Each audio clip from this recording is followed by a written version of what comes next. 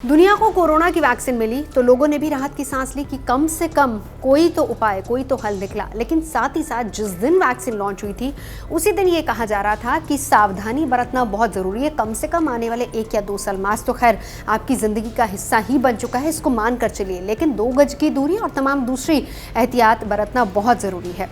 तो जहां एक तरफ वैक्सीनेशन लगातार हो रहा है, हिंदुस्तान में लगातार लोगों का टीकाकरण चल रहा है, बावजूद इसके लापरवाहियां भी सामने आई हैं।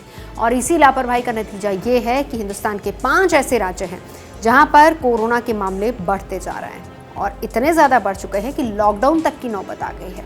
और इसी को ध्यान में रखते हुए अब जो दूसरे राज्य हैं, खासतौर पर अगर दिल्ली की हम बात करें तो साफ ऐलान दिल्ली ने कर दिया है कि जो भी व्यक्ति इन राज्यों से होकर हमारे राज्य में घुसेगा, यानी कि दिल्ली की सीमा में घुसेगा, उसका RT-PCR अनिवार्य होगा। हर एंट्री पॉइंट्स पर इस बात को सुनिश्चित किया जाएगा कि इन 5 राज्यों से आने वाले हर व्यक्ति के पास RT-PCR की रिपोर्ट हो, तभी उनको दिल्ली में एंट्री मिल पाएगी। एहतियातन दिल्ली में मामले ना बढ़े, इसलिए इस तरह का फैसला लिया जा रहा है। अब आपको बताते हैं वो 5 राज्य कौन से हैं जहां पर कोरोना के मामले बढ़ रहे हैं और लॉकडाउन तक की नौबत आ गई है। इसमें सबसे पहले नाम केरल का आता है। पंजाब में भी कई जगह पर लापरवाही देखने को मिल रही है, जिस वजह से मामले बढ़ रहे हैं। महाराष्ट्र की बात करें तो महाराष्ट्र में भी मामले लगातार बढ़ रहे हैं। मध्य प्रदेश और छत्तीसगढ़, ये तमाम ऐसे राज्य हैं जो कोई भी इन राज्यों से होकर दिल्ली की सीमाओं में एंटर करेगा, उनका RT-PCR बहुत अनिवार्य होगा। वैसे महाराष्ट्र के 2 इलाकों की अगर बात करें तो वहाँ वैसे ही लॉकडाउन की नौबत आ गई है। पंजाब के मुख्यमंत्री बार बार इस बात का जिक्र कर रहे हैं कि लोग लापरवाही बरत रहे हैं।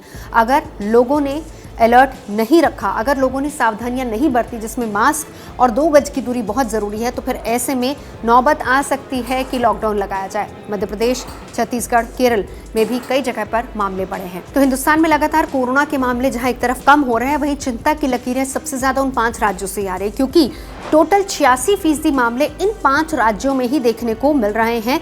और इन 5 राज्यों के नोडल ऑफिसर से ये कहा गया है कि वो अपने यहाँ से अगर कोई दिल्ली में आ रहा है तो 72 घंटे तक पुरानी RT-PCR टेस्ट रिपोर्ट उनके साथ हो, इस बात को सुनिश्चित किया जाए। तो दिल्ली सरकार का ये आदेश 26 फरवरी से लागू होने जा रहा है, जो कि 15 मार्च दोपहर 12 बजे तक रहेगा। यानी इस टाइम पीरियड के दौरान जो भी दिल्ली में एंटर होता है इन राज्यों से होकर, उनको RT-PCR टेस्ट अनिवार्य होगा। इससे पहले उत्तराखंड सरकार भी कुछ इसी तरह का आदेश दे चुकी है। स्वास्थ्य मंत्रालय के ताज़ा आंकड़ों का भी जिक्र यहाँ पर करना बहुत ज़रूरी है, क्योंकि उसी के मुताबिक 1,50,000 से नीचे मामले जा चुके हैं। और कुछ राज्य जिनका जिक्र हम लगातार कर रहे हैं, वहाँ से आने वाली रिपोर्ट्स ये बता रही हैं कि वहाँ पर अभी भी लापरवाही बरती जा रही है। केरल की अगर बात कर लेते हैं, 38% एक्टिव कोरोना के मामले वहाँ पर हैं, जबकि महाराष्ट्र में अगर देखा जाए तो कुल मामले, यानी कि देश के कुल मामलों की तुलना की जाए तो 37% एक्टिव मामले अभी फिलहाल महाराष्ट्र में देखे जा सकते हैं। पिछले सप्ताह के मामलों की भी बात कर लेते हैं, क्योंकि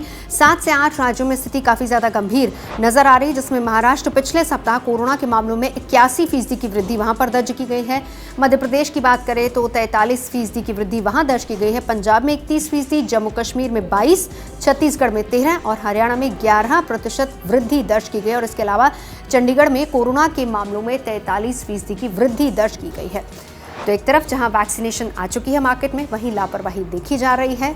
तो फर्ज समझिए अपना और कोरोना से बचिए।